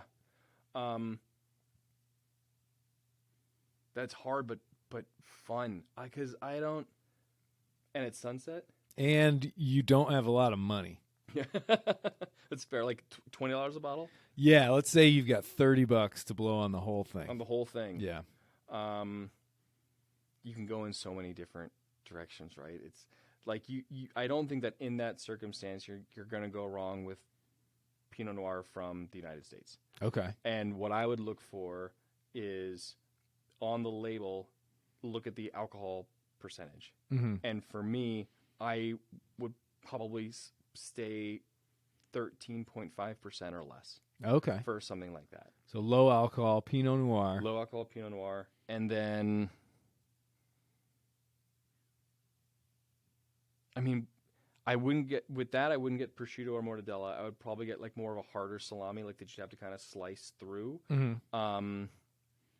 I don't think the cheese would really be a game changer. I would maybe try to find. I don't even think you really need cheese. Maybe just like a plate of the salami and some crackers, like Triscuits or something. And maybe 2 tomatoes and just those little tiny ones. Yeah, Slice those up. Yeah, I think if you go Then to, you seem more if you go, classy. if you go to a specialty shop and sometimes they have like little charcuterie packages, like maybe just delegate someone else to Right, put that right, together yeah, for exactly. you and see what bother. Yeah, no, I think that a lighter. I mean, honestly, depending on where you are in the world and what your wine shop has, look for domestic reds. Maybe not like the red blend section. Mhm. Maybe look for other reds because there's like Trousseau that's out of California that's around that alcohol and at that price point, and it would be delicious as like a sunset beach wine. Yeah, yeah. I mean, I might skip the charcuterie or the little hors d'oeuvre things and put all the $30 towards some really Towards the great wine, 26 bottle of like lighter alcohol. Try to put it in the fridge and keep it in the cooler before you get there. You don't have to stick it back in after you open it, Right. but just to kind of keep it crisp and refreshing and tasty. Yeah. If it was like at the beginning of the night, that's what I would do. If you want to go the hard other direction, get Amarone, which is like 16% alcohol, and you could have it for dessert, and you only need like one bottle for the two of you, and you're good. Yeah, you're right. You're Just laughing all the way yeah. home. And there's got some sugar in it, and it's gonna have this like kind of chocolatey and cherry, Ah, and the alcohol's gonna be higher, so it's gonna be a great like end of the evening style something. So if you've had dinner already, and you're gonna bring like a little box of chocolates or something for dinner, or make s'mores and do some Amarone or something like that. There you go. Amarone. I Yeah. don't know if I've ever even had that. It's cool. So again, this is one of these kind of old Italian ways of making wine in this specific area and a few others, but in this area they'll pick the grapes when they're super ripe, and then they'll lay them on straw mats and keep them in a hut for like months. And Oh, just let them really? shrivel and dry out. Wow. And then they make the wine with the resulting juice, which is not as much. Yeah, as it yeah, yeah. was. Oh, wow. And then it's a much more high alcohol. The flavors are more intense. The volume is turned up on everything. Right, right. Yeah. Jeez. Well, okay, so we're definitely getting way past an hour. So I guess maybe to just wrap it up. Mm. What if people wanted to dive more into, if they wanted to watch something that would give them more information, and just I don't know, it could even be just like wine movies or documentaries or anything like that. Anything you suggest? It's kind of hard to. It's hard, I think, as a movie. I really like podcasts, and Levy Dalton has a really amazing podcast. It gets really nerdy and super sommy, but he also manages, if you have like the basic vocabulary, he interviews wine producers and sommeliers from around the world, and they are really interesting. They go into techniques and vintages and special like dinners and people. Like, it's a really incredible podcast. So if you start, What's that one called? It's I'll Drink to That with Levy Dalton. I'll Drink to That. Sounds like a good one. I'll have to listen. And then there are a few others, like I think Guild Somm, it's a independent from the Court of Master Sommeliers, but it's called Guild Somm, and it was kind of a resource for people that are going through the court. They have like these amazing guides and an encyclopedic thing online, but they had a podcast too. For movies, it's a little bit difficult because it's hard. It's not like cooking, like a cooking show. And every time I see someone drink wine and try to explain it to me, I'm like, I have no idea what. Yeah, You know, right. So those are really difficult. The best resource that I had when I first started out was a book by Kevin Zraly, Zraly, and it was called either Windows of the World or Windows to the World. But it was that restaurant on the top of CN Tower? No, not the CN Tower, the World Trade Center. Oh, okay, gotcha. And he was the wine director for a long time, and he wrote this book. I think it's the subtitle of it is it's the Introductory Wine Course. Okay. And it's still sitting on my shelf, and it's got a breakdown of pretty much everything that we just talked about. Gotcha. And then it gets into producers that are at different levels, different price points, ones that you should just know. There are maps that aren't super detailed. They're easy to digest and read through. So, like, movies are a little bit difficult to kind of recommend. I think the Somm movies are definitely worth like watching. So if you're interested in the industry and sommeliering and kind of what the exam is like. Yeah. But I also don't want people to think that that's what the whole thing what it is. is. Right, Yeah. right. What about I know there was some documentary, I can't remember what it was called, but it was about counterfeit wine. Yeah. What was that one? I can't remember what it was called. Ah, jeez.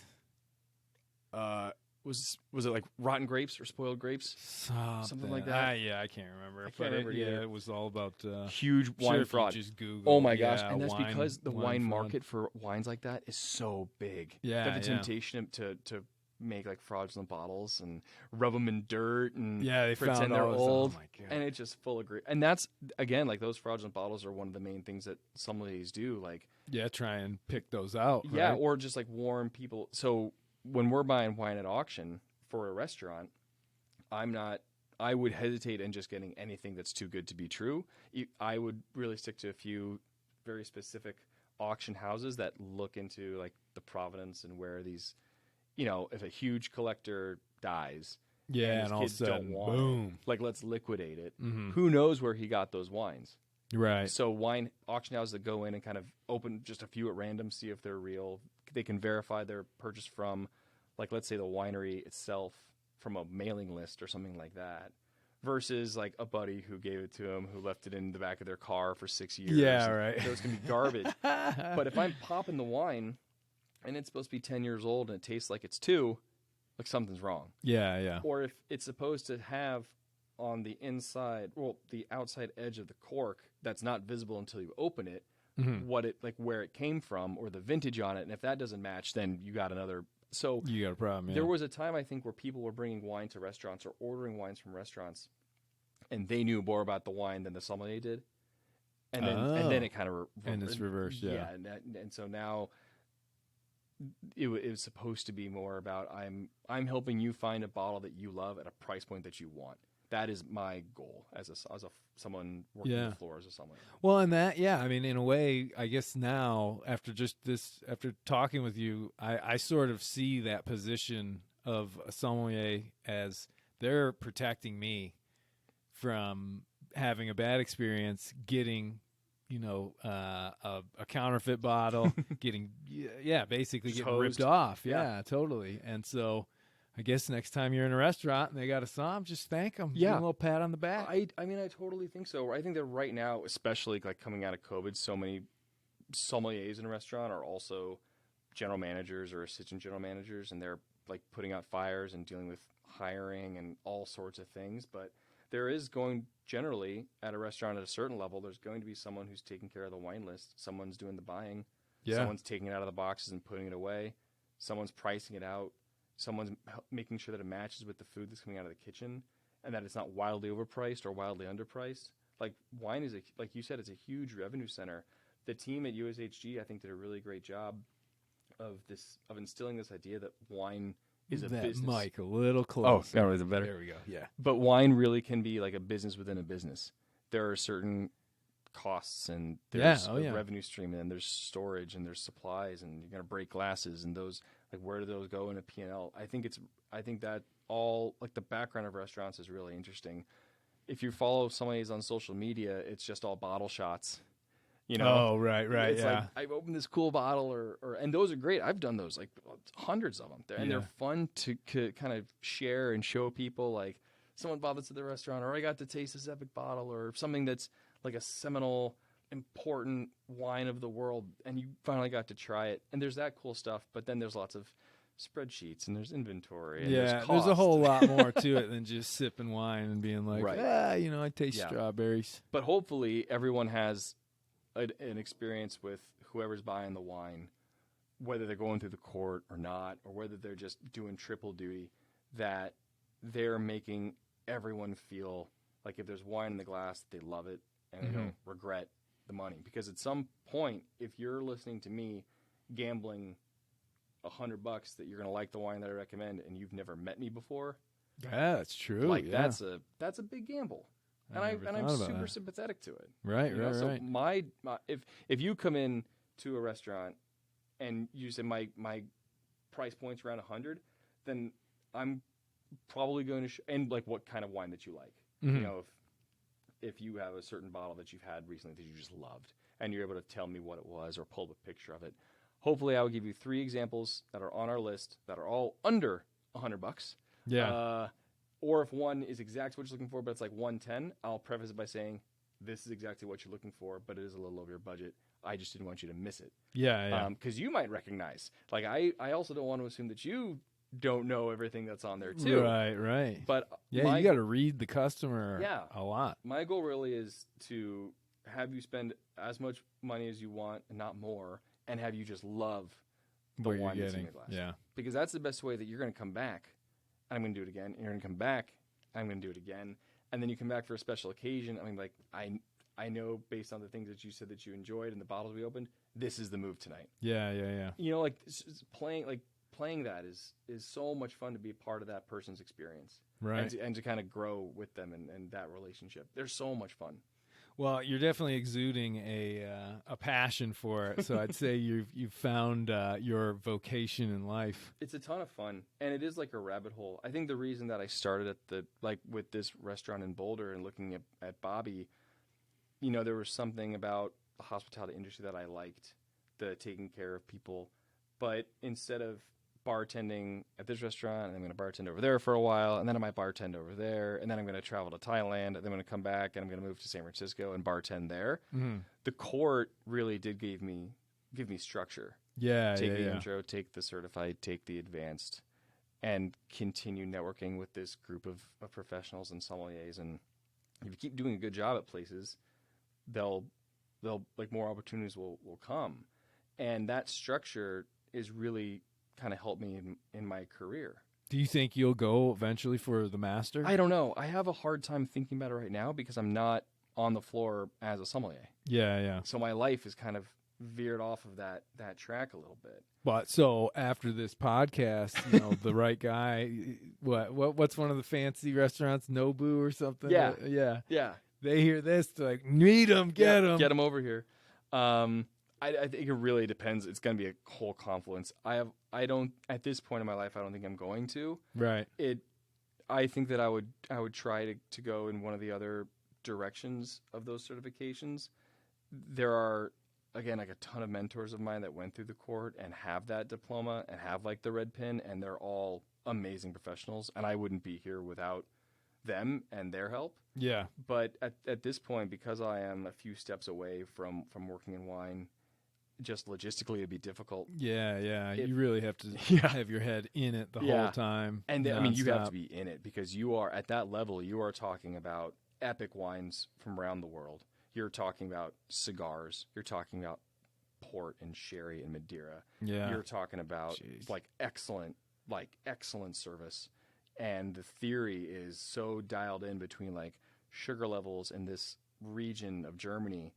And you have to have that all like as an encyclopedic, you know, just in like the dome, ready to pour out. Exactly. So if you're not already working in that arena, it's gonna be really difficult to do. You can still do it. People have done it, but it's difficult if you're not constantly surrounded by it. Right. So if my career swings back into service of wine, I'm not gonna say like never, but at this point in my life, it'd be difficult for me to see studying for the MS. And again, there are amazing wine professionals I look up to that didn't go through the court at all.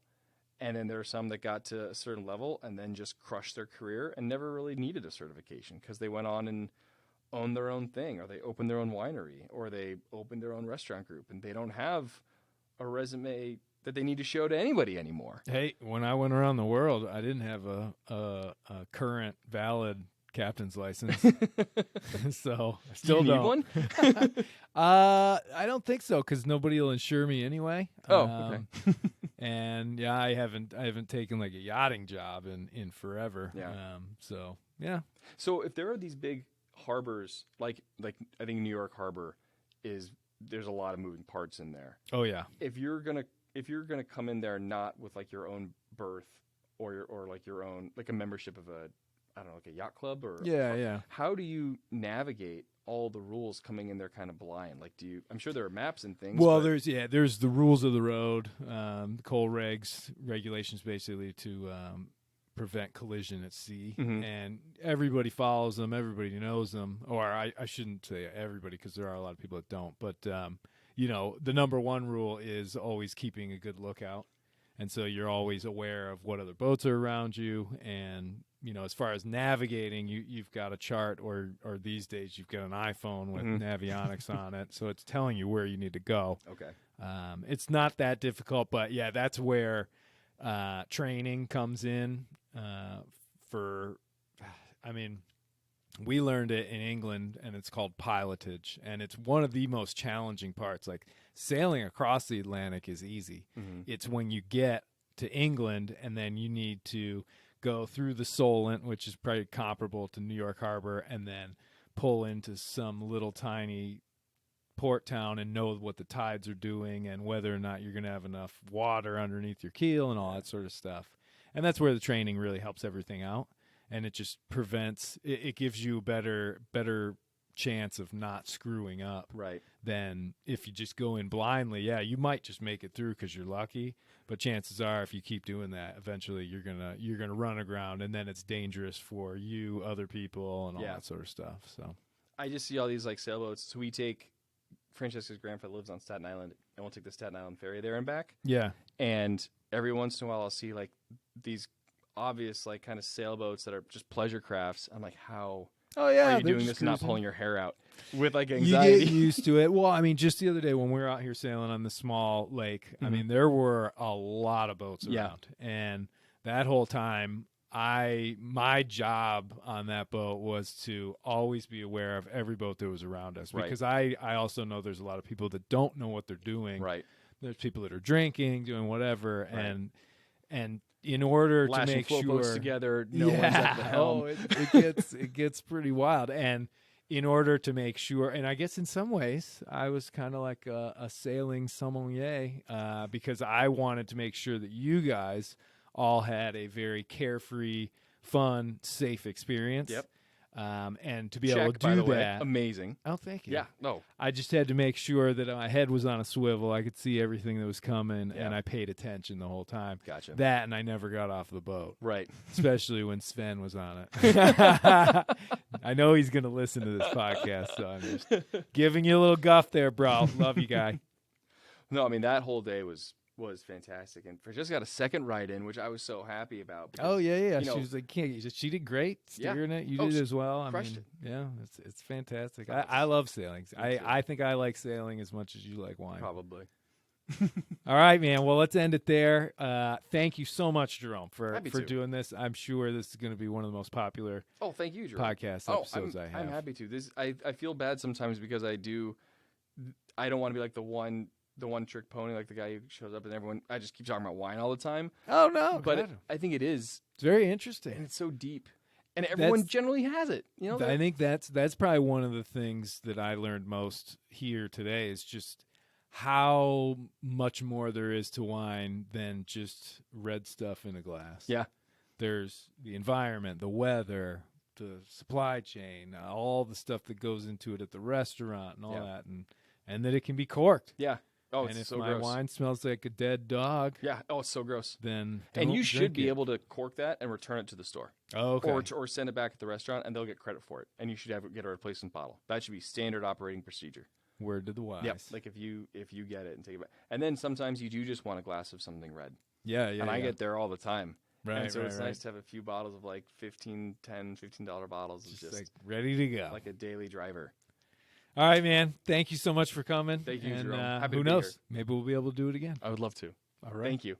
Hey, everybody. Thanks for listening. And if you enjoy the podcast and want to support it, just go to podbean.com and you can become a patron and keep the show on the air. Also, if you like the music at the beginning, the album is called Deep Teal, and the artist is Adrian Edson. It's available on Amazon Music. And if you want the full story of the trip around the world, the book, the Kindle book, and the audiobook can all be found on Amazon.com. Sailing into Oblivion, the solo nonstop voyage of the Mighty Sparrow. Fair winds and following seas.